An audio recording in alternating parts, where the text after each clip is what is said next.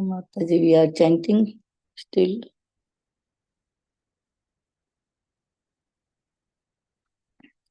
We can start introductions. Sure, Mataji. वाञ्छा कल्पतरुभ्यश्च कृपा सिन्धुभ्य एव च पतितानां पावनेभ्यो वैष्णवेभ्यो नमो नमः। अनंत कोटि वैष्णव वृंद की जय। नामाचार्य शिल हरिदास ठाकुर की जय।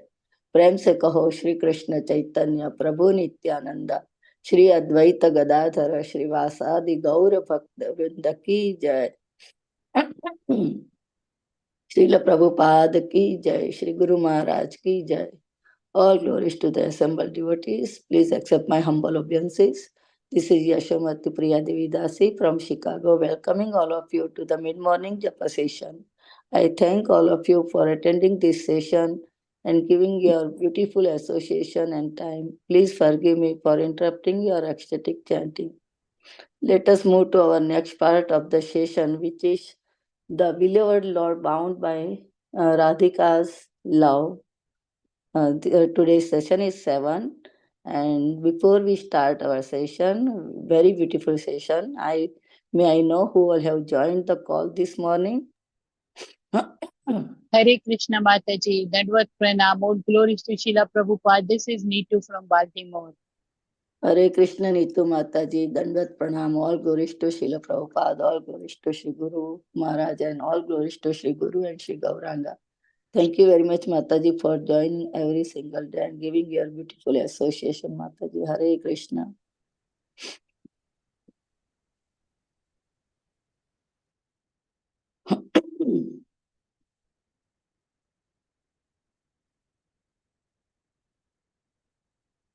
Hare Krishna Mataji, Dandvat Pranams, or glories to Srila Prabhupada, Guru Maharajas, and all the assembled Vaishnavas. This is Kirtida Sundari Dasi.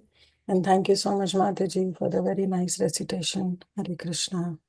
Hare Krishna Mataji, Kirtida Sundari Devidasi Mataji, Dandvat Pranam, all glories to Srila Prabhupada, all glories to Sri Guru Maharaj, all glories to Sri Guru and Sri Gauranga. Thank you very much, Mataji, for joining. And we are waiting for your very sweet nectar from your lotus mouth, Mataji. Hare Krishna.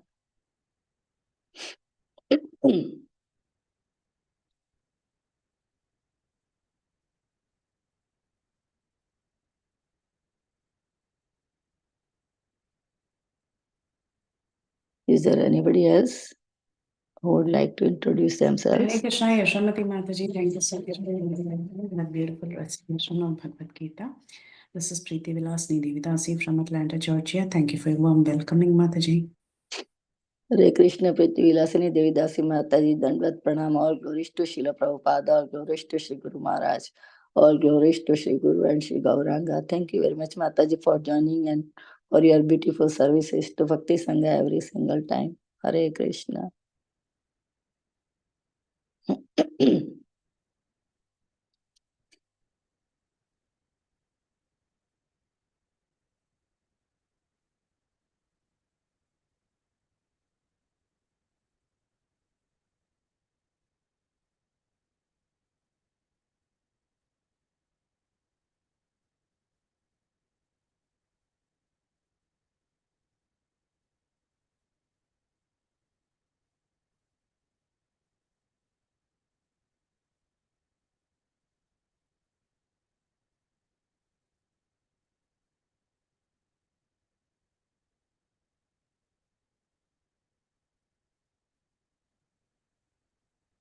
Hare Krishna. Is there anybody else who would like to introduce?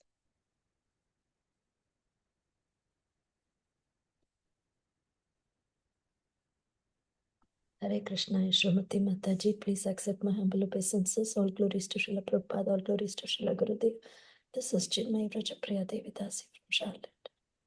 Hare Krishna, Chinmay Vrajapriya Devi Dasi Mataji, Dandvat Pranam, all glories to Srila Prabhupada, all glories to Sri Guru Maharaj, all glories to Sri Guru and Sri Gauranga. Thank you very much, Mataji, for joining and for your beautiful services. Hare Krishna.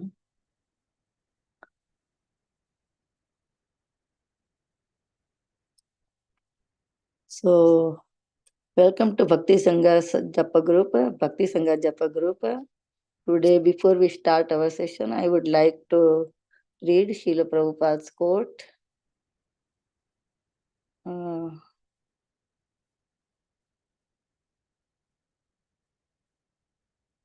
Today is 12th December. In Vaikuntha, there are thousands times beautiful women and thousand times strong men. But there is no sex desire. They are so much absorbed in Krishna consciousness that sex life is very insignificant. There is no sex life in the Vaikuntha realm.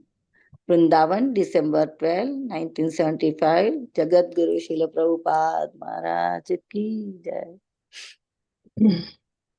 So, today we are so fortunate to have Her Grace Kirtida Sundari Devidasi Mataji on the topic of the beloved Lord bound by Radhika's love. And Hare Krishna Mataji, thank you so much. Dandvat Pranam. All glories to Srila Prabhupada, all glories to Sri Guru Maharaj.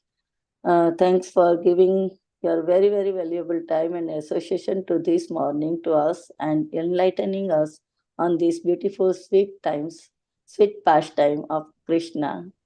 I now hand over call to you, Mataji. Hare Krishna.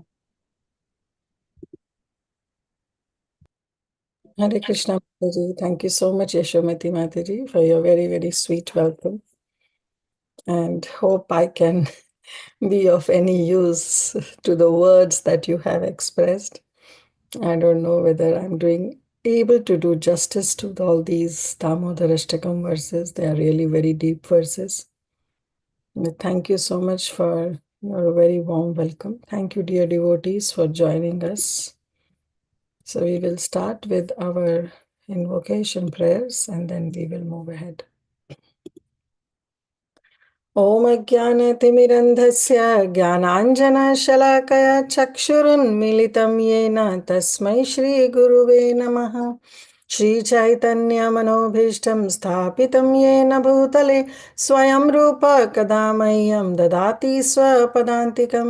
वन्देऽहं श्रीगुरु श्रीयुतापदकमलं श्रीगुरुं वैष्णवांश्च श्रीरूपं साग्रजातां सहगण रघुनाथान्वितं तं सजीवं साद्वैतं सावधूतं परिजनसहितं कृष्णचैतन्यदेवं श्रीराधा कृष्णपदां सहगण ललिता श्रीविशाखान्वितांश्च। हे कृष्णा करुणा सिंधु दीनबंधु जगत्पते गोपेश गोपिकाकान्त राधाकान्त नमस्तुते। तप्त कांचन गौरांगी श्रीराधे वृंदावनेश्वरी वृषभानुसुते देवी प्रणमामि हरिप्रिये। वाञ्छाकल्पतरुभ्यश्च कृपा सिन्धुभ्येव च पतितानां पावनेभ्यो वैष्णवेभ्यो नमो नमः। जय श्री कृष्ण चैतन्य प्रभु नित्यानंद श्री अद्वैत गदाधर श्रीवास आदि गौर भक्त वृंद। हरे कृष्ण कृष्ण कृष्ण हरे हरे, हरे राम राम राम हरे हरे। नमां विष्णुपादाय कृष्णप्रेष्ठाय भूतले श्रीमते Bhaktivedanta स्वामिनिति नामिने।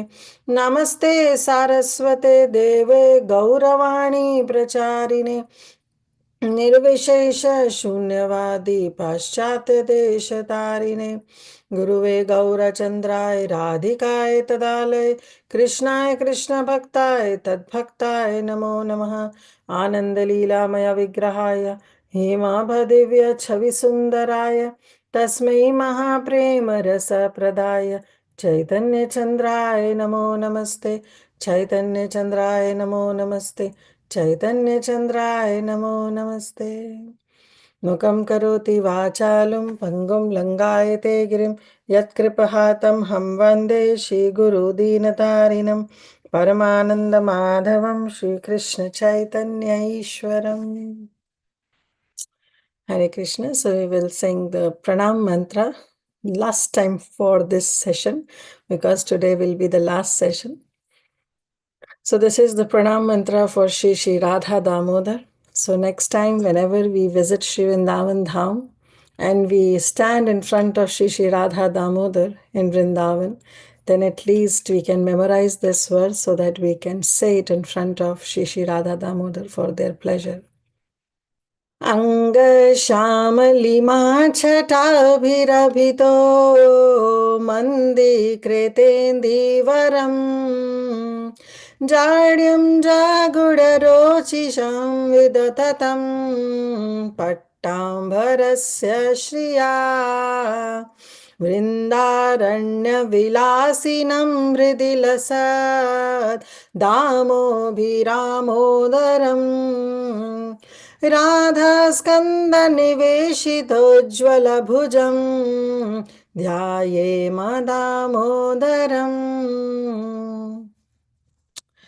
So after that, we have already discussed all these verses of Shri Damodar Ashtakam.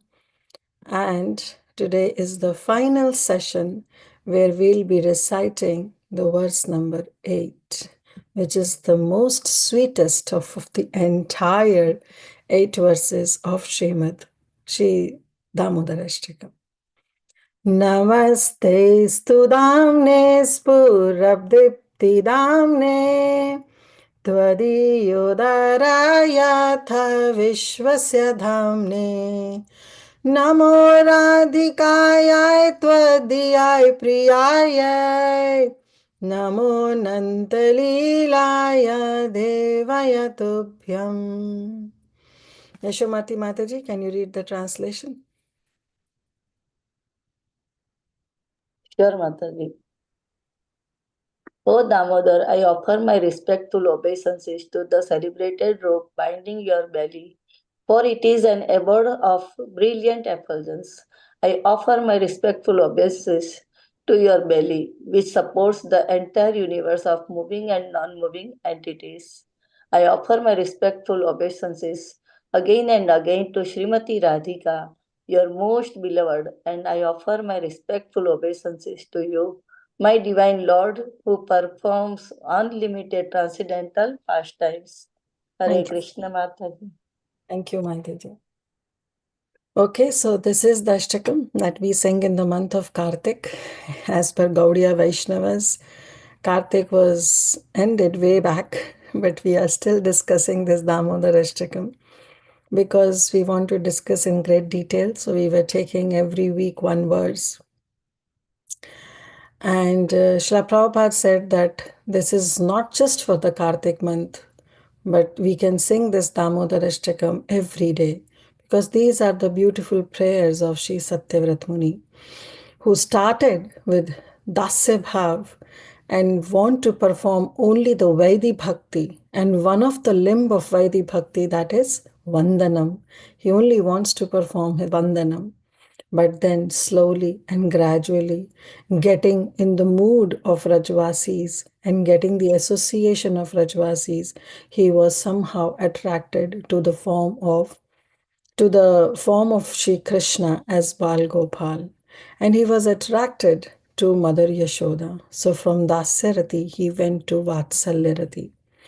And after getting into that Vatsalya Bhav, he was glorifying Krishna's cheeks.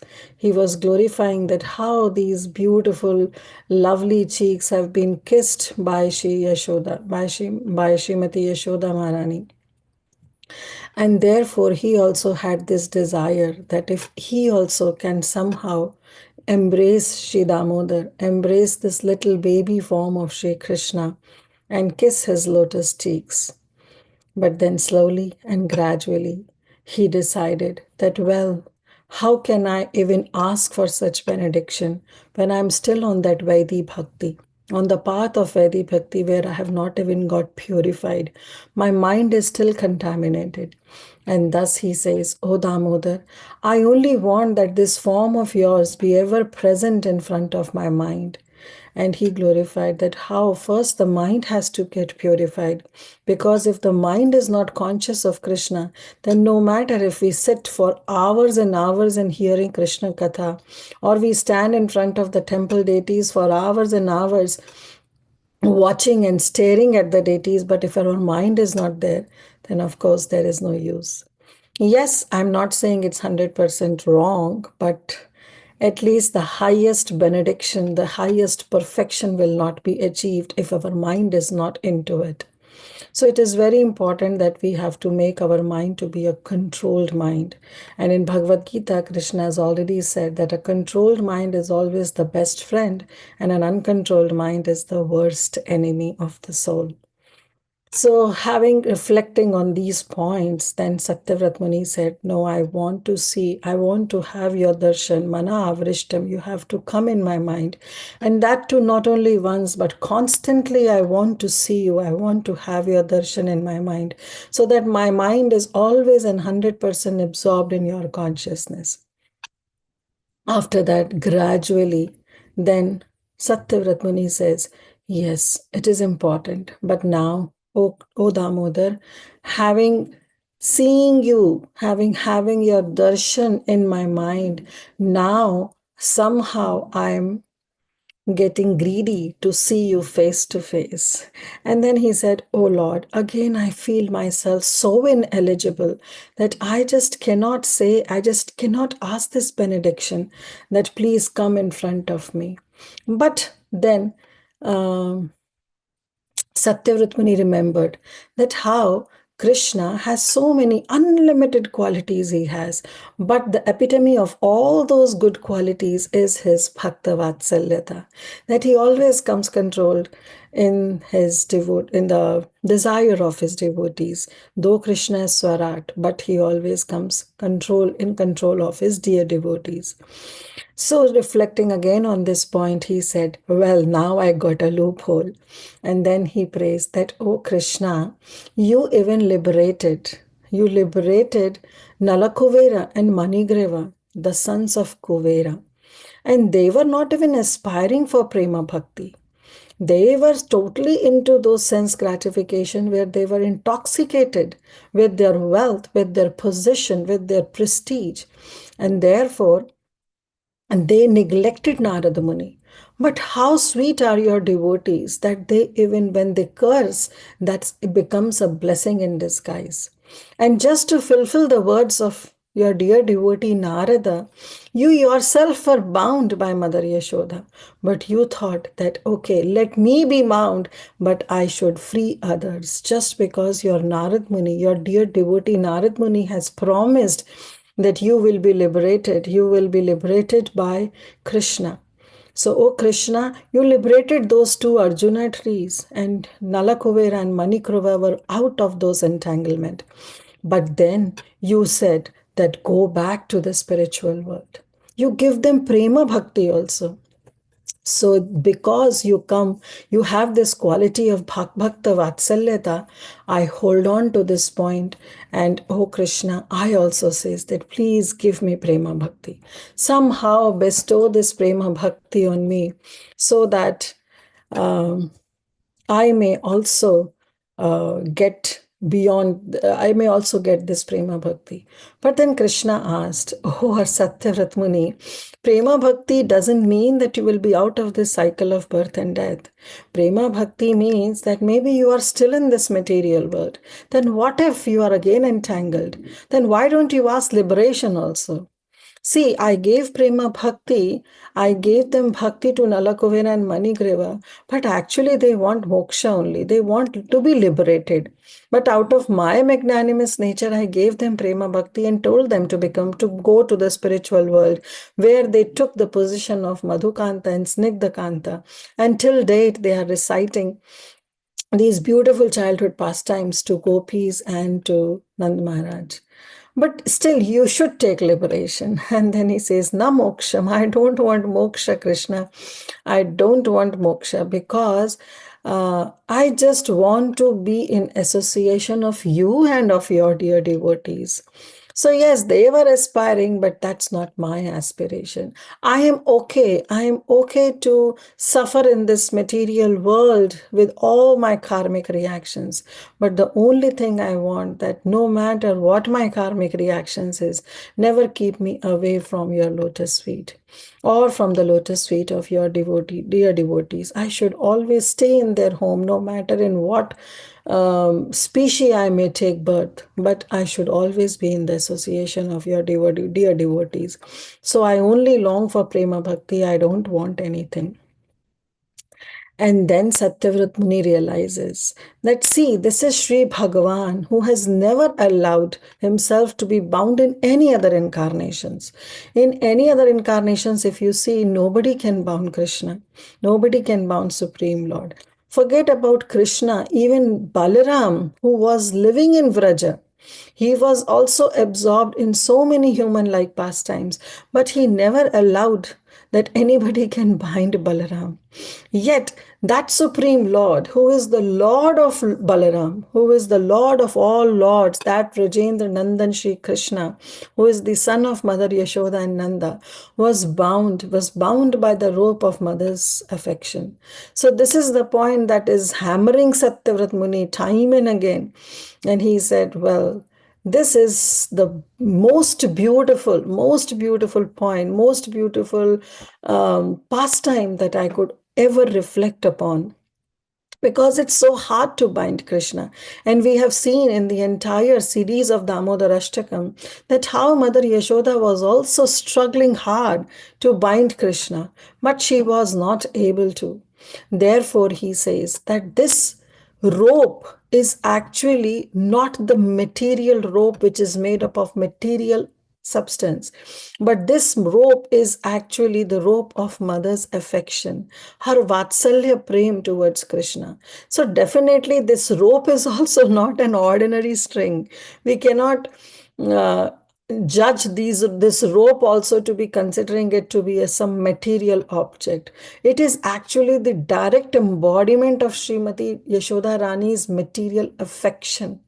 So this rope is not ordinary. And therefore, reflecting on this point, in this eighth verse, he started with Namaste Sudamne Spurat Dipti Damne, where he says Namha, that I am offering my obeisances unto Damne, means unto your this Dam, this rope, and this rope which is not an ordinary rope. Why? Because this rope is binding your belly. And then he says, Spurat Dipti Damne. Spurat means this rope is also very splendorous. It is Deepti Dhamne. It is an abode of spiritual effulgence. So this rope is also not an ordinary rope because it is binding your extraordinary belly. So he says that I want to, first of all, while ending my prayers, I want to offer my obeisances to this rope. So in this very beginning, with Namastestu, Sri Satyavrat Muni concludes his prayers. And he says that I want to offer this, my prayers, to your rope for the purpose of attaining his cherished goal. Why? Because he's concluding because in the last verse he has already asked for prema bhakti. So now he's saying that it's up to you now, Krishna, that you have to bestow this prema. So almost he says that I have attained my cherished goal. So therefore I'm concluding my prayers. I don't want anything higher than prema bhakti. I don't want anything. So he says that now I want to conclude my prayers, and he starts with Namaste Studamne, that before concluding my prayers, I want to pay my hundreds and hundreds of obeisances unto that rope which is binding, and that rope is also the abode of spiritual effulgence. So he says, else due to the cheerfulness of the commonly excellent form of bhakti that has arisen in his heart, he offers separate respectful obeisances to the extraordinary rope that is binding Sri Bhagavan's waist, to his bodily limbs, and then to his associates. So this is the hierarchy that Sri Satyavrat Muni will be following in this entire verse. That first of all, he says that I want to pay my obeisances to this extraordinary rope that is binding. Then I will pay my obeisances to your waist, because your waist is also such an extraordinary, to your belly. And finally, I will offer my obeisances to your devotees, because your devotees are extraordinary, that they can go an extent to bind you, and you can also be bound by them. So this is the hierarchy that Sri Satyavrat Muni will be following. And when he'll be discussing about the associates, he will come to paying his obeisances to his very most dear devotee, Krishna's. So the sage says, I offer my respectful obeisances to this wondrous rope that is binding your waist. And what kind of rope it is? It is the abode or refuge of all splendid effulgence.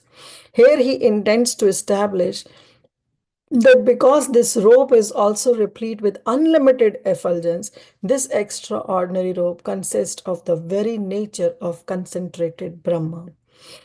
We know what Brahman is. Brahman is actually nothing but the effulgence that is coming out from Krishna's ornaments. So he is saying that this is also extraordinary rope. It consists of the very nature of concentrated Brahman because it is very, very effulgent. This rope is very, very effulgent. It is the abode or refuge of all spiritual effulgence after paying his obeisances. So namastes to Damne. He's paying his his obeisances to Damne. That Damne is of what kind? It is Spurad. It is very, very splendorous. And Deepti Damne. And it is an abode of spiritual effulgence. So these words, Purat and Deepti Damne, are actually adjective to this noun Damne, that is rope. So these are the adjectives that he is using in order to pay his obeisances to this extraordinary rope. Moving forward, he says, Tvadi Yoda Raya Tha Vishwasya Damne. So now he's saying that Tvadi Yoda Raya Tha Vishwasya Damne, which indicates that this rope is binding. Is binding what? Krishna's belly. The Tvadi Yoda Ratha. Udara. Tvadi Udara. So your Udara, your belly is being bound by this rope. Atha, furthermore, he says that he furthermore now gives adjectives to Udara. That Udara, that is Vishwasya. So this is now Vishwasya is actually an adjective to his Udara. So Tvadiya Udara Atha. Furthermore, I want to describe your belly. And also this word Nama is used for all. It is used for Damne, for his Udara, and for his associates. So the word is only Damne, but it is used for everybody. So now he's saying, I have already offered my obeisances to the rope, but now I want to offer my obeisances unto your belly, which is Vishwasya, which is actually controlling the entire universe. All the moving and non-moving entities are there in this universe. So, and this damne again means this, they are supporting. This rope is actually binding your belly, and that belly is actually the abode of this entire universe. Entire universe can fit into your belly. So Sri Satyavrat Muni continues. He says, next, I offer my obeisances to your belly because your beauty and your Vatsalya Leela only manifest in matchless magnificence when your belly is bound by the rope in this way. So he says that out of all the different pastimes of Krishna, actually this pastime is the most celebrated pastime because only in this pastime, the Vatsalya Bhav of Mother Yashoda and your quality of being Bhakta Vatsalyata is shown to the topmost. So he says, therefore, this pastime is very dear to me. And then the sage says, your belly is actually not an ordinary belly of an ordinary child. No, you yourself is not ordinary, and therefore your belly is not ordinary. Your belly is actually the basis of the entire universe, consisting of all creating both living, both moving and non-moving. In fact, he says, forget about just the moving and non-moving entities, but even the 14 planetary system arose from the lotus-like navel, which is the center of your belly. So we know that from how Garbhodakshaya Vishnu, Lord Brahma comes. And there is a stem that grows, that comes out from the navel of Garbhodakshaya Vishnu. And the stem that comes out and the top is the lotus. And then Brahma finds himself on the lotus flower. And that entire stem is what? That is the 14 planetary system. So Brahma goes up and down, but he doesn't know where the end is. So he's saying, in fact, the lotus of the 14 planetary systems also arose from the lotus-like navel in the center of your belly. So imagine that how glorious is that belly. So then Sanatan Goswami, while writing commentary on this verse, he says, actually, this Vishrup, this Virat Roop is also very important.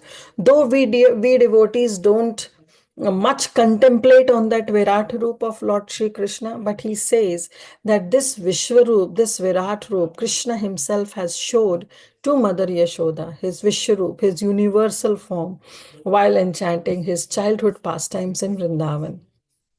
So said this, Sanatan Goswami then quotes that what were the two occasions? So it was that once when Lord Shri Krishna was drinking his mother's breast milk, he just yawned. And as soon as he yawned, he showed her the countless universes that were present within the mouth. So this is the first instance, which is already described in Srimad Bhagavatam also by Srila Sukadev Goswami. And on the other occasion, we know about the Mridbhakshan Leela, where he ate some dirt while playing with his friends, and all of them, including Balaram, came and complained to Mother Yashoda. And then she forced to open his mouth to see whether he has actually eaten any dirt or not. And as soon as she looked into the mouth, she saw countless universes. And then she began to ponder, hey, what is this happening? Am I asleep or am I awake? Because she was seeing herself also in the mouth of Sri Krishna, where she is forcing Krishna to open his mouth. So then she thought, okay, maybe some evil spirits have come. And then she said, okay, maybe I am in some illusion. And then she bathed Krishna with cow dung, with cow urine, in order to ward off all the evil spirits. And then she called the Brahmanas to recite certain prayers, certain mantras, so that can give some protection to the child. So this is the mood of Rajavasis. Even though Krishna is showing his Aishwarya form, they are least bothered. Whereas outside Vrindavan, we see that how even those who are having certain rasas with Krishna, like for example, Arjun, Yudhishthir Maharaj, they were also in that Sakhya Bhav. Or in, like yesterday also, Haripasha Prabhu was mentioning that Yudhishthir Maharaj is in the mix of Vatsalya and Sakhya. So the point is that how, even though they are in some rasas, but as soon as Krishna shows his Aishwarya, their Madhurya goes down. Because then they start thinking that, oh my Krishna is so great. And like we know from Bhagavad Gita that how even Arjun was repenting that, oh Krishna, I've been calling out with different names, hey Yadava, hey Saketi, Madhava, I've been calling out with all these names to you. Now I realize that I have committed a great offense. You are Param Brahma, Param Dhama, Pavitram, Adi Purusham, you are the original Lord, and I have been calling out with your names. So his Sakhya Bhav with Krishna was immediately diluted as soon as he saw Aishwarya of Krishna. On the other hand, in Vrindavan, Krishna may show all his Aishwarya, but still the Vrajvasi's love was so condensed that a little bit of like a huge amount of Aishwarya can also not bother their internal rasa with Krishna. Like Krishna was holding Govardhan and everybody was saying, Krishna, how can you do it with your little pinky? Let us help you and support you with the sticks. And then Krishna said that, no, it's okay. I'll do it. I can do it.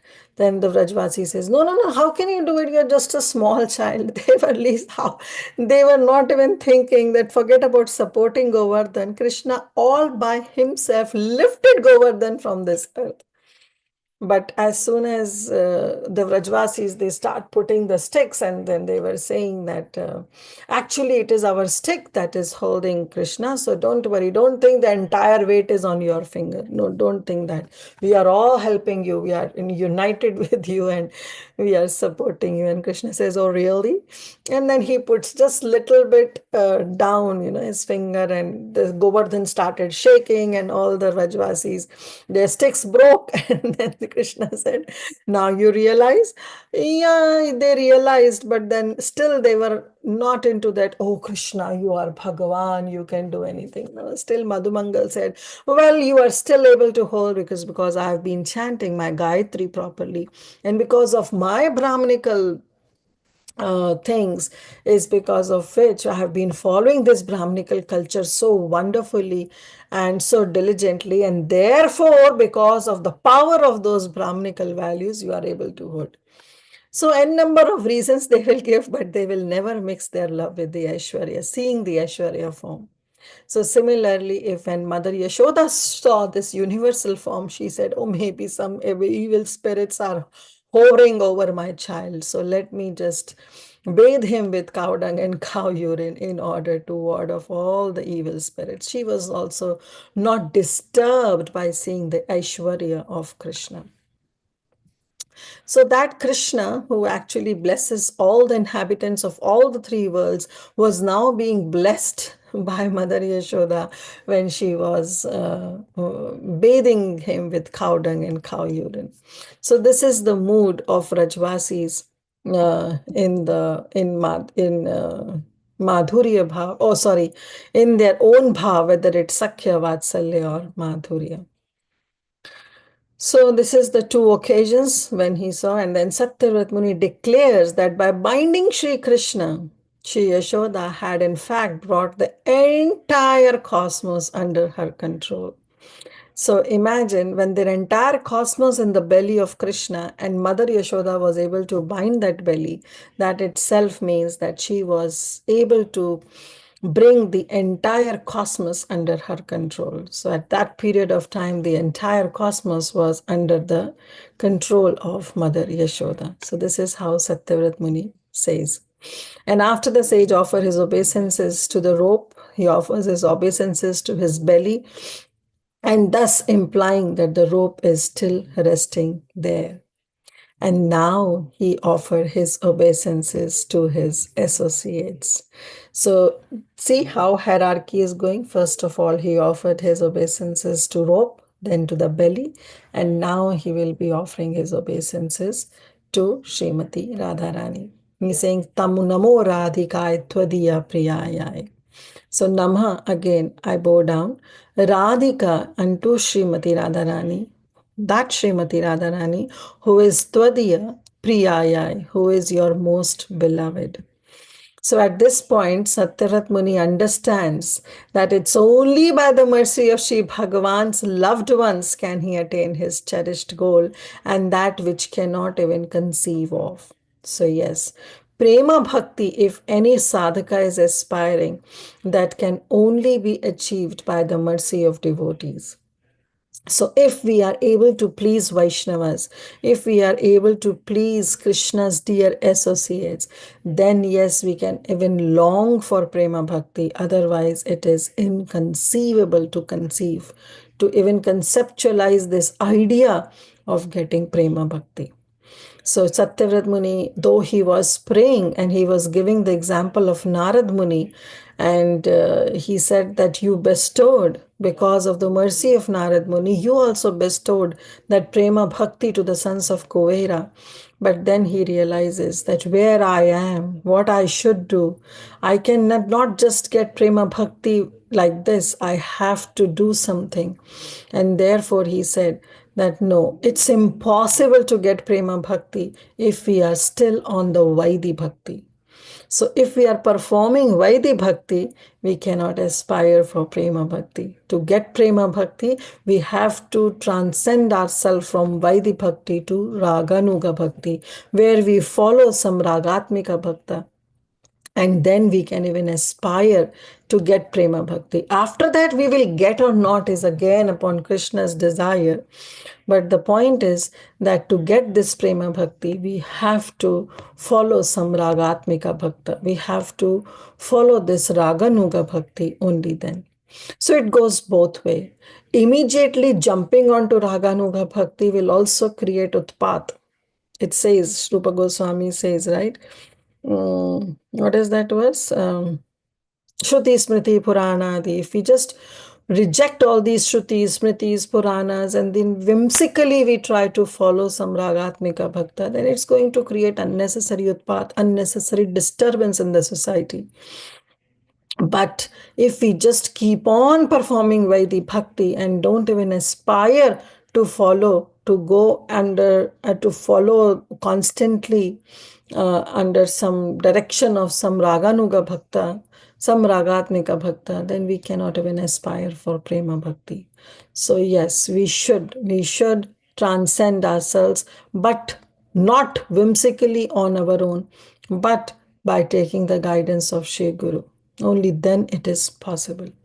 So he says, he comes to this realization that without offering my obeisances to the associates, without following this Raganuga Bhakti, I cannot achieve this Prema Bhakti, which is my only cherished desire.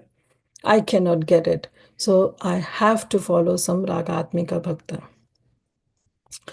So after saying this, he says, with this understanding, he then offers his obeisances to Sri Krishna's most beloved Srimati Radharani. So yes, it's not that only Srimati Radharani can be considered as Ragatmika Bhakta. Even Madhumangal, all his Sridam, Sudam, in Sakhyaras, and then Nand Maharaj and Mother Yashoda in Vatsalya Bhav, and then yes, Gopis and Srimati Radharani in Madhurya Bhav. So they are all Ragatmika Bhaktas. As per one's own inclination, we can start worshipping and following in their footsteps. That is why we are also known as Prabhupada Nugas or Rupa Nugas, because we follow the footsteps of all these great acharyas. So with that understanding, he offers his obeisances to Sri Krishna's most beloved Srimati Radharani. Now this is a transition point. Up till now we saw that he's been following in his sadhaka deha, he's been following Mother Yashoda. But now suddenly he jumps on to Srimati Radharani because he realizes that Srimati Radharani is actually Sri Krishna's most beloved of all the devotees of Sri Krishna. Srimati Radhika Rani is most beloved. Then the word Srimati Radhika, by the words Namo Radhikayai, he says Radhikayai means to not only to Srimati Radhika, but I am offering my obeisances to all the gopis, to Radhika and to all the gopis. So this is what is Namo Radhikayai. But Sanatan Goswami says that different understanding can be that the sage is offering his pranam to Srimati Radhika Rani alone because he regards her to be the foremost of all the gopis. So it's both. You can say Namo Radhikayai. Among all the gopis, I am offering my obeisances to Srimati Radhika because she is the topmost, she is the foremost of all the gopis. Or Namo Radhikayai means that yes, I am offering my obeisances to Srimati Radharani, but also I am offering my obeisances to rest of the gopis. So it goes both the ways. And then Sanatan Goswami, in his commentary, he sheds light on why the usage of the words Radhika comes in. Then Sri Radha is constantly immersed in Sri Krishna's worship, and that is the word meaning of worshipping Krishna is Aradhana. So Sanatan Goswami says that it is through this word only Aradhana that one can understand the profound meaning of Sri Radhika's name. Why? Because she is constantly worshipping Sri Krishna. Basically, it is said that Radhika's body is made of Sri Krishna's love. She has only one desire, is to please Krishna no matter what. From the last verse of Sri Shikshashtakam, we know that Ashli Shyavat Patam Pinastumam Adarshanam Maram Hatam Karauto Va Yatha Tatha Va Vidhatulam Pado Mat Prananastastu Sevana Para. That is Srimati Radharani. She says, Oh Krishna, you can handle me the way you want. Even if you handle me roughly, even if you don't appear before me, don't think that I'm going to give on you. And I will never give up on you. Why? Because you will be always my Lord. Unconditionally, you will be the Lord of my Lord. Why? Because even though if you can go to other camps, you can go, you can be a lampat, you can become a debauchee, you can go to Chandravali or go to other gopis, but still you will be the Lord of my heart. You will be always there for me. Unconditional love. So that unconditional love is of Srimati Radharani. And considering this, Sri Satyavrat Muni says that because she is the highest, and the scriptures also declare this, that how the gopis are the highest of all the devotees of Krishna. And among those gopis, Srimati Radhika Rani is the foremost. Understanding this point, Satyavrat Muni uses the word Radhikaya, that I want to offer my obeisances to Srimati Radharani. And that Radhika Rani, who is Tvadiya Priyaya, who is your most beloved. This is one of meaning. Namo Radhikaya, so two meanings derived. Either I am offering my obeisances to Srimati Radharani and all the gopis, or I am offering my obeisances to Srimati Radharani, who is the foremost of all the gopis, right? So Radhikaya, Tvadiya Priyaya, that Radhika Rani who is your most beloved. But there is another meaning. I offer my respectful obeisances to you, who is beloved of Srimati Radharani. Means you also love Srimati Radharani. So I offer my most obeisances to your most beloved Sri Radhika. Since Radhika is your beloved, I offer my most obeisances to her. So we got four meanings. So Namo Radhikaya, two meanings of Radhikaya, and then two meanings of Tvadiya Piraya. It means that she is your most beloved and you are also her beloved. So it's both the ways. So Tvadiya Priyaya. So this way, Sanatan Goswami goes ahead and she prays that Tvadiya basically means yours, due to the love that all the devotees have, Tvadiya, that they are very dear to Srimati Radharani. All the devotees are very dear to Srimati Radharani because they all are engaged in your service. But actually, because she is happy, and when all the devotees are serving, in whatever bhav they are serving, she is on to the highest. So she is your Nitya Priya, she is your eternal beloved. And because she is happy, you become the ultimate beloved of Srimati Radharani, and Srimati Radharani becomes eternal beloved of you. So this is how understanding Satyavrat Muni, he prays, and he prays that Namo Radhikaya Tvadiyaya Priyaya. I hope it is clear, both the ways it goes. After that, Sanatan Goswami mentions actually who is Srimati Radharani, and he quotes from Chaitanya Charitamrita. Krishna Vancha Purti Rupa Kare Aradhane Ataiva Radhika Nama Purane Vakhane. Why her name is Radhika? Because she worships Sri Krishna. Krishna Vancha Purti. Vancha means desire.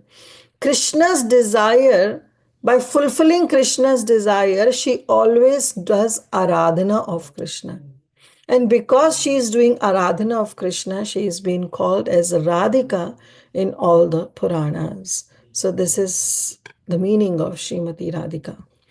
And then we know this famous verse, Radha Krishna ek atma duhi dehadari anyona vilase rasa aswadana kari. So actually Srimati Radhika and Sri Krishna, they are one. They are one personality.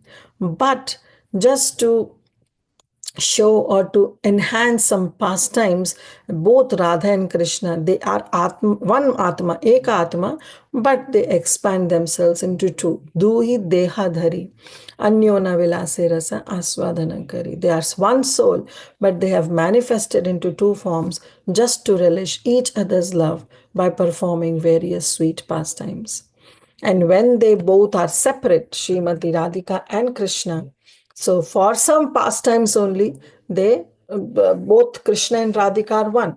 Okay, but to perform certain sweet pastimes, they got into two deha, Krishna and Radhika.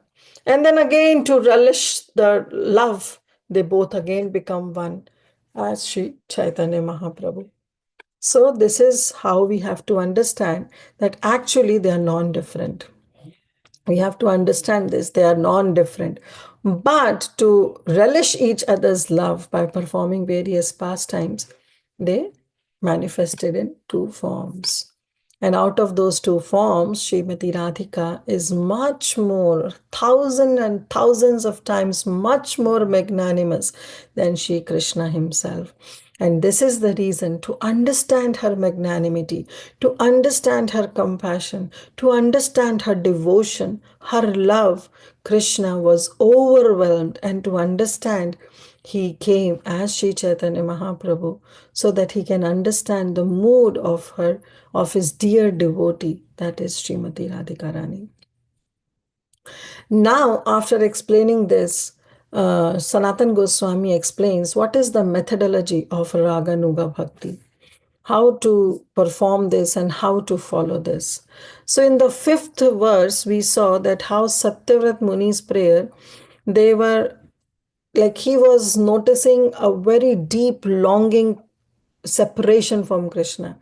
And he said that, no, oh Krishna, no matter what, I want you to see face to face. And then he says that I want Prema Bhakti. Then he realized that how this Prema Bhakti can just not be achieved. And therefore he prays, he explains Krishna that it's your Bhakta Vatsalyata because you have bestowed this to the sons of Kuvera, because of which even I am aspiring for that. But now his mood culminates in this verse where he prays that actually it's Srimati Radharani's wholehearted devotion that is going to bestow this Prema Bhakti, which is his cherished goal. And thus, following the example of our Raganuga Sadhaka, after determining one's cherished goal, we should pray, we should remember, we should worship Sri Bhagavan along with those associates of his who have the same sort of love for Krishna. Suppose if my inclination, which I have discussed with my Gurudev, I'm just giving you a hypothetical example, that if my devotion towards Krishna is towards Vatsalya, and having discussed with my Gurudev and got his permission, it is my duty to pray Krishna, to remember Krishna, to worship Sri Bhagavan in the mood of the associate who have the same rati for Sri Krishna, that is Vatsalya rati. So this is very important that we have to understand this methodology of Raganuga Bhakti. So in this regard, Sanatan Goswami says, Krishna smaranam janma chasya prishtham nija samhitam tat tat katha ratas chaso kuryad vasham vraje sada. So this is also from Srila Rupa Goswami in Bhakti Rasamrita Sindhu, where he says, Kuryad vasam vraje sada. Try to always reside in Vrindavan Dham, because there you will get all these ragatmika bhaktas. So that devotee, Krishnam Smaranam, who remembers Sri Krishna and his pastimes, his Janma, along with Krishna's dear devotees, Preshtham Nija Samhitam. He worships Krishna along with Krishna's dear devotees, whom he chooses to follow, whose our inclination is towards one kind of rasa. So we choose to follow that particular personality, that particular ragatmika bhakta in Sri Vrindavan Dham, who is also in the same mood. And how? While permanently living in Vraja, he should become attached to always hearing the pastimes and narrations of Sri Krishna along with that particular devotee. And in Satyavrat Muni, therefore, offering his prayers to Sri Damodara, he considered, in order to please Sri Damodara, Krishna, I must first please his associates and especially his dear most beloved Srimati Radhika. If I please her, I will easily attain the mercy of Sri Damodar. So now, just see, like last class also we were discussing that till the time we are in that sadhaka deha, uh, our rati towards Krishna can change from dasya rati to vatsalya rasi to sakhya rasi to sakhya rati to vatsalya rati to madhurya rati. But once we are fixed in our swarup deha, in our siddha swarup deha, then yes, we are happy in that mood. But till the time we are in the stage of sadhaka, we are in the sadhaka deha, this mood can fluctuate. So now he is getting that madhurya bhakti towards Krishna. And he is saying that I must get the mercy of Srimati Radharani. So in turn, what he is doing is he is aspiring for Radha Dasyam, because he understood that without the mercy of the devotees of Krishna, I cannot get Prema Bhakti. And to get Prema Bhakti, I have to please the associates of Shri Krishna. And among the associates of Shri Krishna, it's actually Srimati Radharani who is the topmost. So now he is aspiring to take the position of Radha Dasyam. And therefore he says, if I please her, I will certainly attain the mercy of Shri Damodar. So this is the methodology of Raganuga Bhakti, that a devotee first of all should remember his beloved worshipable Lord, that is the youthful Nanda Maharaj, Shri Krishna, and the Lord's dear associates like Rupa Manjari, Lavanga Manjari, Rati Manjari, who also possess the mood that the devotee aspires for. If it is in Madhurya, if it is in Vatsalya, then yes, one can aspire to follow Srimati Yashoda or Nand Maharaj. Sorry, 1 minute.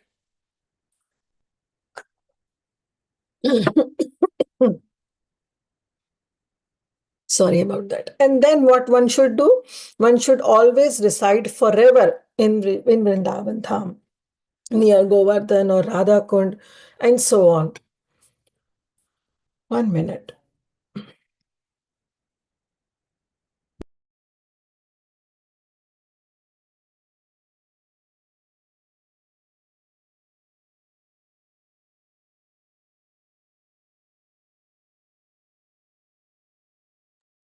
Sorry about that. So this is how one should try to stay in Shri Vrindavan Dham and follow this all Ragatmika Bhakti. But then it's also Sanatan Goswami mentions that if somehow it is not possible, because we all are here in states, it is not possible for us to physically go and stay in Govardhan or to stay near Radha Kund or to go to Shri Vrindavan Dham. It may not be possible. And then Rupa Goswami says in Bhakti Rasamrita Sindhu only that it's okay. It's okay if we don't have this opportunity to reside in Shri Vrindavan Dham, but at least through our mind, through our consciousness, we can always stay in Shri Vrindavan Dham. And in this regard, he says, Seva sadhaka rupena siddha rupena chatrahi tad bhava lipsnakarya vraja lokanu ashritaha. That yes, we have that bhav, so we should closely follow the footsteps of that particular associate who is in that bhav in Vraja.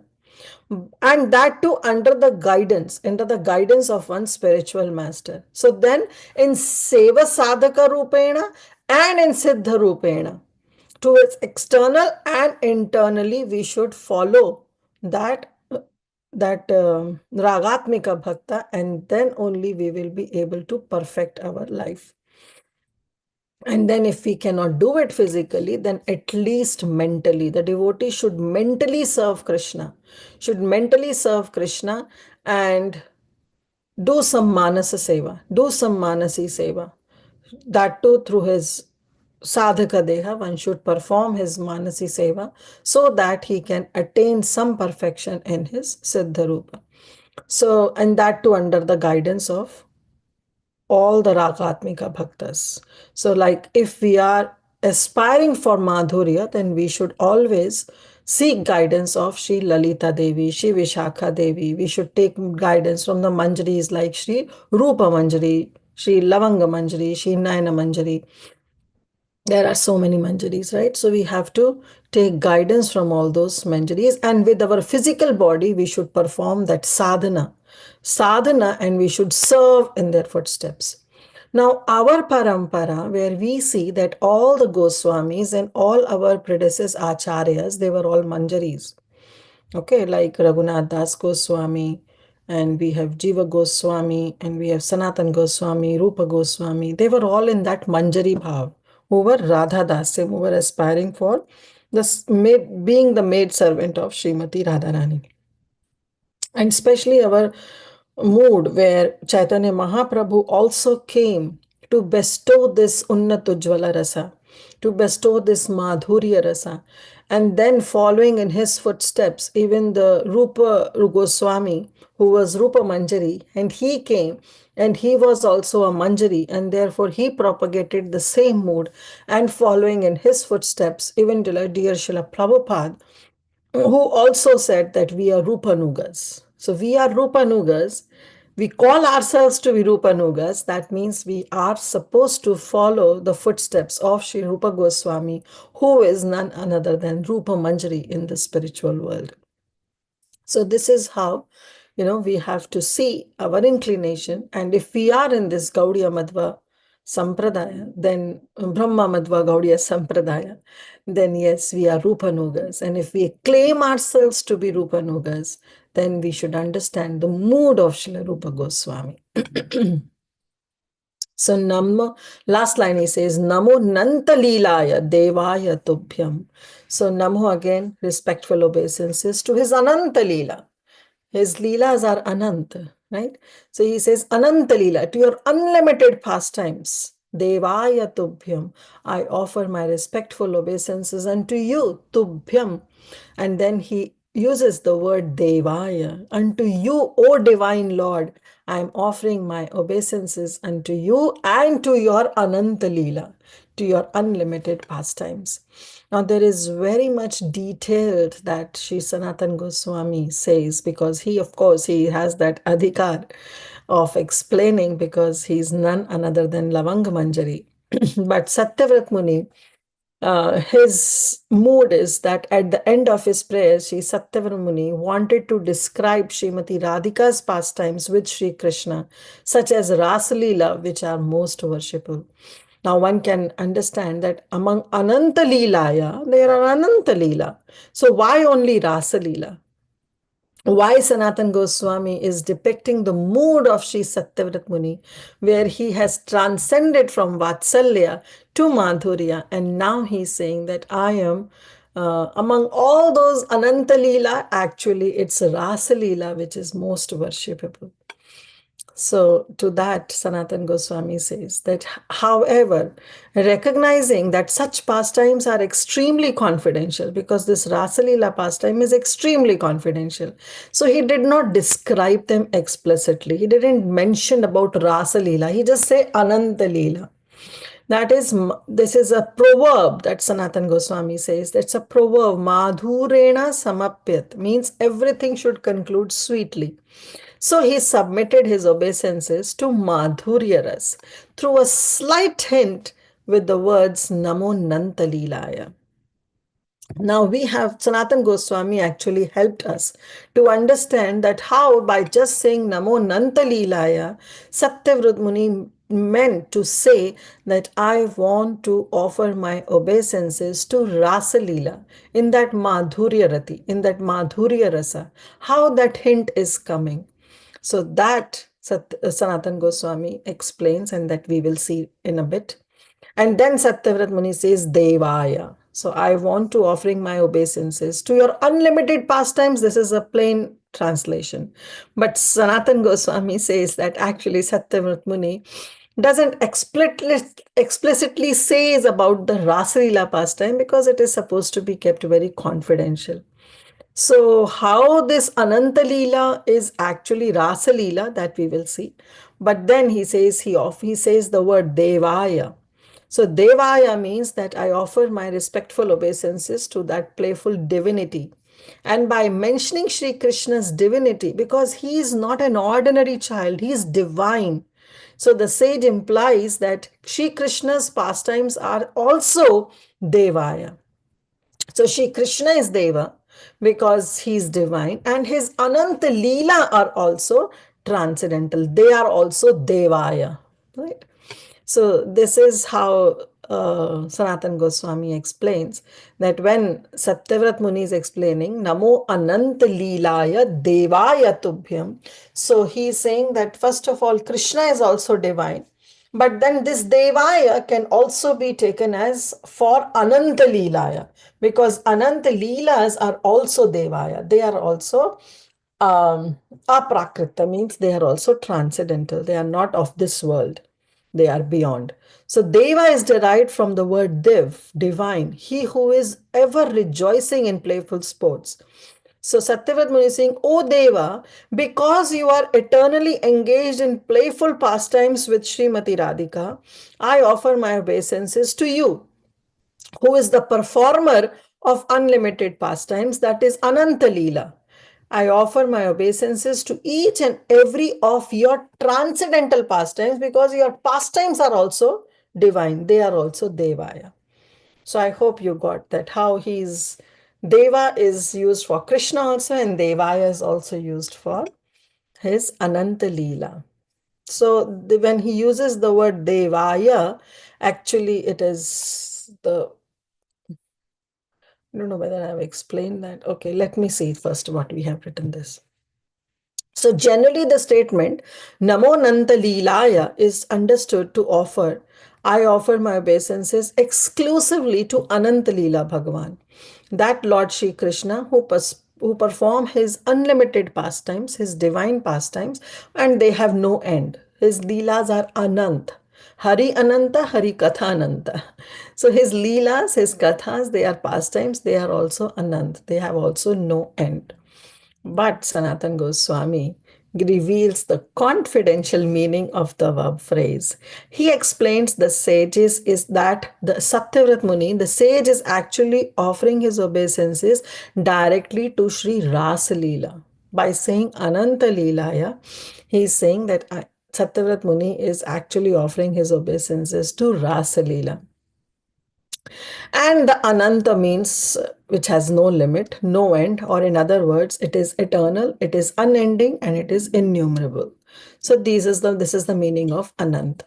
Now, what is the meaning of Leelaya? How it is Rasa Leela? So according to Sanskrit grammar, the word Leelaya is the singular fourth case of the word Leela, because it says Leelaya, because it is conjuncted with the word Namaha. Like even in Gajendra Moksha, also we say that there is a singular for Chaturthi Bhakti is used. Namo Namaste Akhila Karanaya, Nishkaranaya, Adbhuta Karanaya, Sarvangamaya, Maharnavaya, Namo Parvagaya, Namo Apavargaya, Paranaya. So this is how even Gajendra Moksha also talks about Aya. So he says that it is the singular fourth case of the word Leela. So actually the word is only Leela. But Leelaya means unto thou that Leela. So that's how we have to understand. So the syllable Lee means to embrace, and La means to accept. This is what Sanatan Goswami brings out. He says the syllable Li means to embrace and La means to accept. Thus, the word Leela, it is understood that the sage is saying, I offer my Nama, I offer my obeisances to Rasa Leela only, because in that pastimes only Shri Krishna accepts the gopis' embraces. So this is how he says Leela means Li means to embrace and La means to accept. So I am offering my obeisances to those Ananta, those unlimited Rasalila pastimes in which Shri Krishna accepts the embraces of the gopis. So this is the internal hidden meaning that Shri Sanatan Goswami brings out. And he says that Namo Nanta Leelaya is actually Shri Rasalila. Here, one more point must be carefully noted, that in this final verse of Srimad of Sri Damodar Ashtakam, Srila Sanatan Goswami is informing us that although Sri Krishna's pastimes, such as Rasa Leela, they are most exalted of all the Leelas, but they are highly confidential and therefore they are not to be described directly. So Sanatan Goswami mentions this, that why Satyavrat Muni doesn't say specifically Rasa Leela, why he mentions Ananta Leelaya, because he says that he doesn't know who is going to further sing those verses of Damodar Ashtakam. Everybody was onto the different mood. So these pastimes, this Rasleela pastimes, they are highly confidential. Therefore, they are not to be described directly. One should first get the adhikar to enter into such pastimes, or even to read or study those pastimes. That's why Srila Prabhupada always used to say that first understands the supremacy of Krishna, and then you will be able to understand the sweetness of Krishna. And therefore, he says that if you want to first understand the supremacy, what we have to do is we have to first read Srimad Bhagavatam right from the first canto to ninth canto. That is describing only the supremacy of Krishna. And then when we have that adhikar by the permission of Srila Gurudev, then we can jump into 10th canto that describes the Ras Leela, the highly confidential pastimes of Sri Krishna. Otherwise, these pastimes are not to be supposed to be discussed openly. So, in this regard, Sanatan Goswami says that actually Sukdev Goswami himself in the 10th canto mentions at the end of the description of Ras Leela, Naitat Samacharit Jatu Manasapi hi Anavrisha Vinashyanti Acharan Madhuyad Yatharudo Abhidhi Jam Visham, that those who are not Ishwaras. Here the word Ishwaras means not the masters, but those who don't have control. Ishvara also means the word controller. Okay, controller also means Ishwaras. But this is the positive connotation that is being used. We have been using the word Ishwaras, that how the Jivas consider themselves to be Ishwaras, in the negative connotation, where they think that they are the controller, they are the master, and they are the proprietor. But here Sukadev Goswami says those who are not Ishwaras, means those who are not controllers, means those who are not able to control their senses, running towards those sense objects, those who are not Ishwaras, those who are powerless, they are helpless. Why? Because they are always into this sense gratification. They are always controlled by the laws of karma. They are not Ishwaras. They cannot have control over their sense objects. Such people, such people should never imitate the Lord's pastimes, even in their minds. Manasapi, even in their minds, they should not imitate the Lord's pastimes. Like a person, he gives an example, analogy, that like a person who foolishly imitates Lord Shiva by drinking poison generated from churning of the motion, what will be the result? They will certainly be destroyed. So when we imitate such pastimes also, then also our position goes down. We destroy basically ourselves.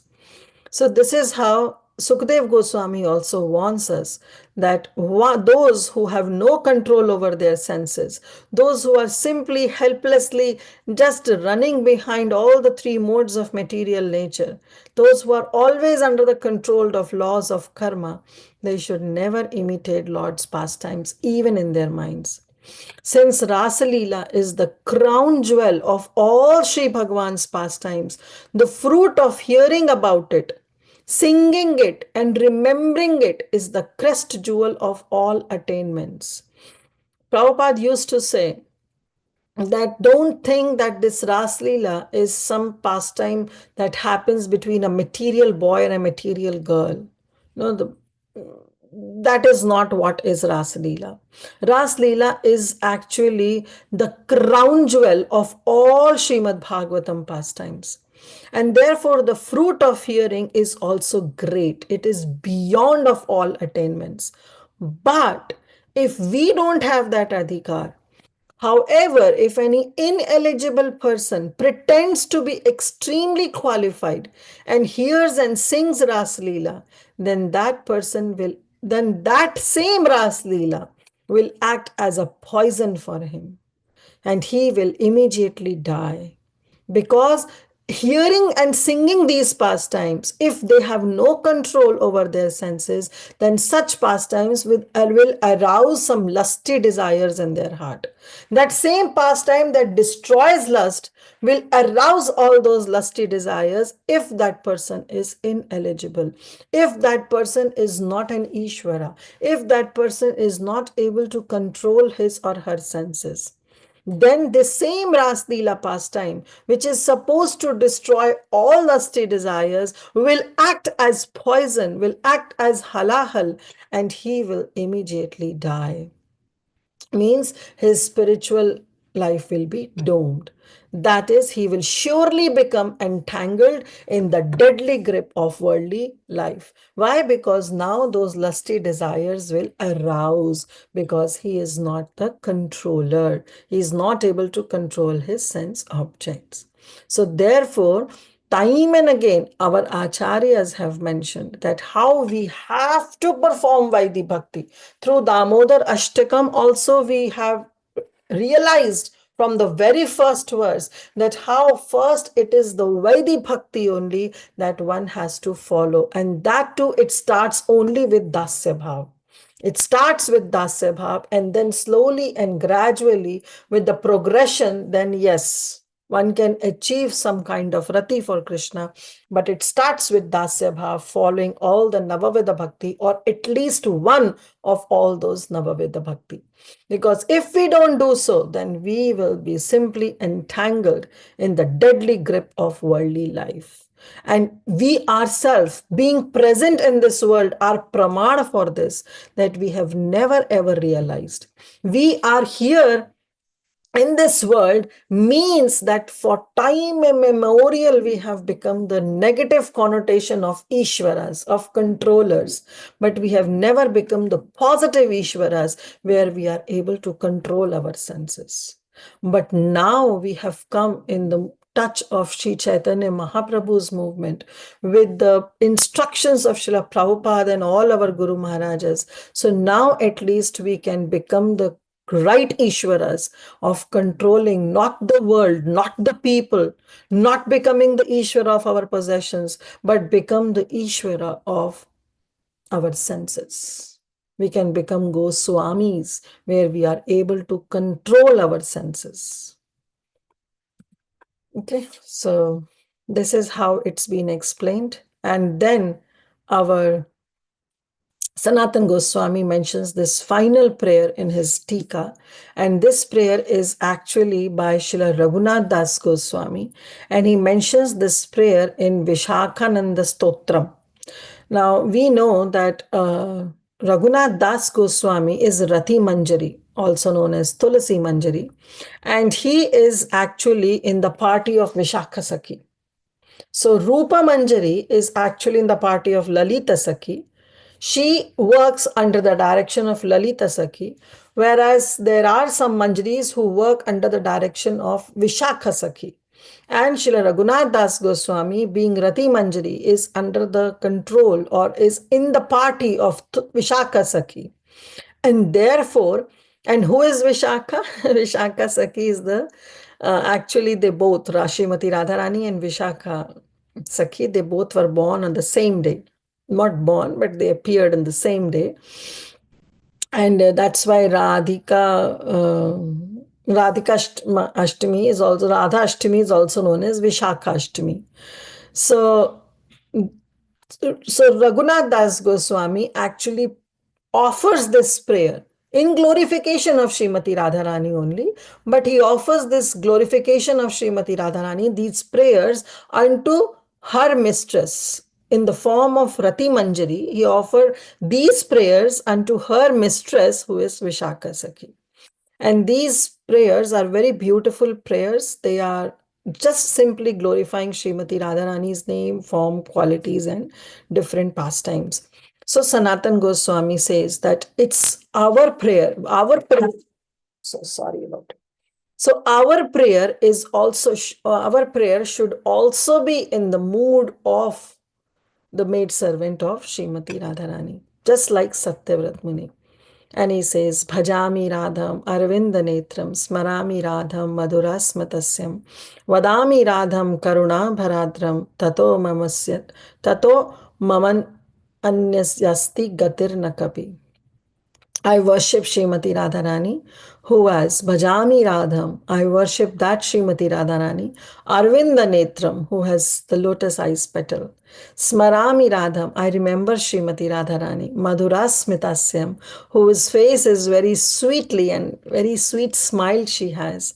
And I speak of her whose heart is melting with compassion, because she is the most magnanimous of all the devotees of Krishna. Even when it comes to compare the mood of Srimati Radharani and Krishna, so actually Srimati Radharani is much more compassionate than Krishna. So Vadami Radham Karuna Bharadram, because her heart is melting with compassion. And Tato Mamanasyati Gatir Nakapi means my life has no other purpose other than serving Srimati Radharani. So this is the prayer with which Sri Sanatan Goswami concludes his Digdarshani Tika on this Damodar Ashtakam. And he says that we should also aspire for Radha Dasyam. See, we Brahma Madhva Gaudiya Sampradaya, even Chaitanya Mahaprabhu, after Chaitanya Mahaprabhu, if we see the entire our acharyas, whether you take Narottam Das Thakur or you take Vishwanath Chakravarti Thakur, and then you take Baladev Vidya Bhushan, and then you take all our paramparas, right from Jagannath Das Babaji Maharaj to Bhaktivinoda Thakur to Gaur Kishore Das Babaji Maharaj and to Bhakti Siddhanta Saraswati Thakur Maharaj. They all were Manjaris, and then come to our dear Srila Prabhupada. We are all from Radha Paksha side. Okay, we are from Radha Paksha side. So Bhakti Siddhanta Saraswati Thakur also says that actually we worship Srimati Radharani. So we offer flower to Krishna because Srimati Radharani loves Krishna. If Srimati Radharani doesn't love Krishna, then we don't offer flower to Krishna. We offer flower to Krishna because Srimati Radharani's beloved is Sri Krishna. Tvadiya Priyaya, that mood we go. We don't go into the mood that Srimati Radharani is beloved of Krishna. We think that Krishna is actually lover of Srimati Radharani. So our Radharani is highest. She is Vrindavaneshwari, and Shri Krishna is in the mood of worshipping Srimati Radharani and always longing for the embrace of Srimati Radharani. So we are on the Radha Paksha side. And therefore, some deities, they have Radharani, their hand is one hand, either she is holding or in this mudra, and on the other hand, normally she has this cup size, so you can put some flowers or garlands. So we offer those flowers to Srimati Radharani in her hand, and we desire that, okay, if you like, if you are not in man, then you can offer this flower to Krishna, or you can offer this garland to Krishna. So that should be the mood. That is our mood. That is the mood of our parampara, that we always long for Radha Dasyam. And this has been very beautifully depicted in all the verses of Damodar Ashtakam, where one starts with Vaidhi Bhakti, but then one can, Raurupanugas can conclude in Prema Bhakti, and that too in Madhurya Bhav. So we'll stop here, and this is the 8th verse. So we will just recite one more time, and now we can, we can dive deep into every word, the meaning of every word, and we can relish this verse. Namaste studamne spurabdiptidamne Tvadiyodarayatha vishvasya damne Namo radhikayai twadiyai priyayai Namo nantalilaya devayatubhyam. So with this, we have ended the entire Damodar Ashtakam. So thank you all so much. You all supported me a lot. If your all support would have not been there, then definitely I would have never even dived deep into this Damodar Ashtakam. So all credit goes to you. All credit goes to our Guru Janas who have literally prepared a platter of fruit for all of us. It's up to us that just we have to study, we have to relish. You don't have to do much work because our acharyas have done a lot for us. And for us to thank them, to pay gratitude to their work, is the only way where we study them properly in the right mood and discuss with our Sajatiya Sangha with like minded devotees. So, thank you all so much. My hundreds and hundreds of obeisances unto all of you. It's all of your effort that has been fructified in this beautiful series of Damodarashtakam. So, I'm really grateful to each and every one of you.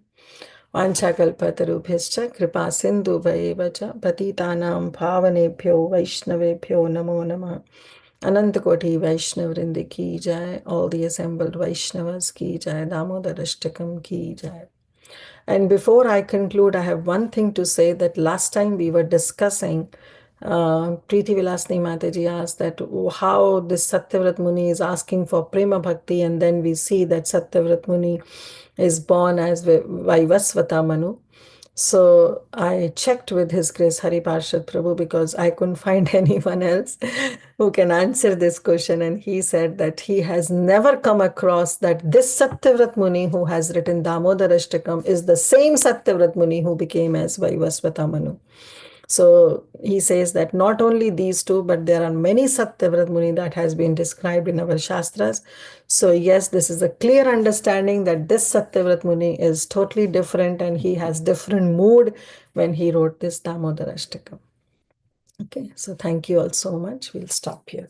Hare Krishna. Let's see if we have any quick questions, any comments, any realizations to share. Thank you, Mataji. Please accept my humble obeisances. All glories to Srila Prabhupada. Very, very nice, Mataji. You describe everything, the last verse for Damodashtakam very nicely. And Mataji, I have also remember once I heard, maybe it's, I don't know it's right or not, but I heard that also at that time they say when Yashoda Maiya was binding with a rope to the Krishna, she couldn't do, but when Radharani came or Radharani gave the rope and then he bound like that. So there is the... That's not the correct understanding. We have discussed in our previous classes also. Nowhere Sanatan Goswami has mentioned this in his Tika, and no other Acharya has also mentioned that Srimati Radharani came and then she offered her ribbon because of which Krishna was bound. It was totally and totally Vatsalya Bhav of Sri Yashoda Maharani was able to bind Krishna. Because another reason was being explained that when it came to untie Krishna, even the friends were not able to untie. It's only Nanda Maharaj, because he was also in that Vatsalya Bhav, was able to untie Krishna. So this is how we have to understand. Like if somebody says that how Srimati Radharani offers, then we should ask for evidence, some praman, because nowhere in neither I've checked in Gopalachampu by Srila Jiva Goswami, he has also not mentioned about this. Even Sanatan Goswami in his Digdarshini Tika has never mentioned. It was totally purely of Vatsalya Bhav of Shri Yashoda Maharani that was able to bind Krishna. Thank you, Mataji. And the other thing I just remember when you spoke about the Govardhan Leela, at that time also they say Radharani was here, that's why you are looking at Radharani and then you can carry the... It is only by Sri Balaram, and Balaram noticed that how Krishna is constantly Yeah, looking, right. and then he warns, hey, what are you doing, dude? You have You to. remind me all the past times. Very nice, Mataji. And one more thing I just realized today about that, whatever you said, that Radharani just keep a garland in one hand and flower in one hand. So since so long time, I was so many times by myself, I was thinking, why she just hold the garland in this in her hand, and why it is so. But today you say that we offer the garland to Radharani to give Krishna. Yeah. Very nice, Mataji. For it to Krishna, we just give it to Srimati Radharani. Yeah, you cleared my Just mind. Yeah. desires, she can give it to Krishna. Thank you, Mataji. You clear so much nice pastime of Radharani and Kana. We never can make end, right, for their pastimes. So beautiful. Yeah, Mataji. So if you have time, Mataji, We can take two questions. I see two hand raised. Yes, Preeti Vilasni Mataji, go ahead. Hare Krishna, Kirtida Sundari Mataji, thank you so much. Thank you for this, making sure the series is delivered completely. You did an amazing task by collecting the perfect references and putting it forth most authentically. Thank you for explaining it word by word and talking about the different meanings as relished by the acharyas for each of the words. So it was a very nice series on the Ananta Leela, transcendental Leela of the Lord. So thank you so much. I just enjoyed the way every single word was analyzed in multiple angles, and it makes the Leela so much more relishable. So thanks to the series and thanks to you. Next time when I see Damodar Leela, I'll see it from a different angle, meditating on every single word. Thank you. Haribol. Fantastic. And thank you for also clarifying the most commonly said misconceptions about the Leela. Like, I don't know if you even said it out in the class, but there are some many misconceptions like reasons are following or the ribbon of Radharani and so on. So thank you for addressing those and also giving relevant references to understand this Leela in the correct angle. Hare Krishna. Thank you, Mataji. Thank you so much. Again, credit goes to all our acharyas who have already spoon fed us. So, no work, no effort is ours. It's their effort. I'm just repeating all the word by word that Sanatan Goswami has mentioned. Yes, Parima Mataji, please go ahead. Hare Krishna Mataji. Again, the lecture was very wonderful. But Mataji, I have one fault with me. I never like the last lecture of any series. I never like the last lecture of the series. So please forgive me for that. I feel very sad because again, there is a quick suggestion. Govardhan Ashtakam can replace Damodar Ashtakam for you if everybody agrees. Sorry about that again. Sorry, I just could not refrain from saying that. And I have one quick clarification. Mataji, I don't know. You said that it was only the Vatsalya of Yashoda Maya that bound Krishna. But wasn't it the Kripa Shakti of Radharani? Or there was, because, only if Radharani gives the Kripa and, then anybody can bind Krishna. Is it true? That's true, Mataji, but it's not that Kripa Shakti was not coming from Srimati Radharani. Krishna also had his own Kripa Shakti. Okay. It's Krishna's Anugrah Shakti who finally came, and seeing the effort that Mother Yashoda was putting into, because of which all the rest of the Vibhutis, all the rest of the Shaktis, they took the side part, and then that Anugrah Shakti, the Kripa Shakti came and Mother Yashoda was bind. But yes, we have to understand that it was pure Vatsalya, Bhav, the love, the prem of Mother Yashoda that was able to bind Krishna. But Sanatana Goswami also explains that it's not only Yashoda Damodar, but it's Radha Damodar also. And we have discussed so many pastimes when how this Krishna was with Chandravali, and then Padma came, and Padma was a maidservant of Chandravali, and she took Krishna to the camp of Chandravali. And this Lalita and Vishakha, they were so annoyed because Srimati Radharani was waiting. So they went and they told Krishna, "Oh Krishna, you are here with Chandravali, and there, this demon has entered in Vrindavan. And hearing the word demon, immediately Krishna left Chandravali and said, "Oh, let me go right now because I have to address this problem." And later he came to know that demon was the separation of Srimati Radharani, who took the form of a demon. And then, as soon as Krishna was brought in front of Srimati Radharani, there both cloths were tied by Lalita Devi and Vishakha Devi, and from there we know that they are known as Radha Damodar, because so Krishna was tied. So that's another aspect of it. But Okay. to come as a Bal Gopal form, when Mother Yashoda tied, it was her pure Vatsalya Bhav that was able to tie Krishna. Okay, so there is no like any representation that Radhika Radharani is the love stepped in or anything, nothing like that. Okay, Actually, good. I didn't mention. Okay, okay, I mean, Gopala Champu also didn't mention about all this. okay. Thank you so much, Mataji, for this wonderful clarification and this wonderful series which has ended today. And I hope you reflect upon my suggestion. Thank you so much. Hare Definitely. Krishna. Hare Krishna, Mataji. Thank you. Thank you for your presence. Thank you for your sincerity. Okay, I don't see any other questions. So thank you all so much. I've seen all the chat messages. I'm really grateful to each and every one of you. Thank you, Kripamai Sita Mataji, for always being on the video. Mataji, no questions, Mataji. I'm thanking you, Mataji, and thanking Lord Krishna for your association and each and every word you explained so well. Thank you, Mataji. Thank you.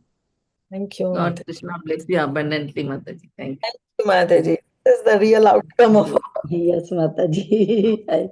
blessings of all of you. Wow, this series will be a great success. Thank you, Mataji. Yes, Yashomati Mataji. Yeah, thank you so much, Mataji, for clarification, everything, and so wonderful class for today. But I missed some all classes before because I wasn't here and I couldn't attend that thing. So I'm so sad. But I will hear on YouTube maybe, right? On YouTube, your classes will be there, whole Yeah. series. Yes. Yeah. So thank you, Mataji, for enlightening us for today's class. And we are so grateful to you. All glories to Srila Prabhupada. We look forward to your association again in future, Mataji. Sure, Mataji. कल्पतरुभ्यश्च कृपा सिन्धुभ्य एव च पतितानां पावनेभ्यो वैष्णवेभ्यो नमो नमः अनंत कोटि वैष्णव वृंद की जय Jai. श्री प्रभुपाद की जय Jai. and Srimad Radha Shyam Sundar Radha Damodar Bhagwan Yashoda Damodar ki jai. Jai. Yashoda Mai ki jai. Thank you, The Mataji. love was so great that she could bound the Krishna. All right.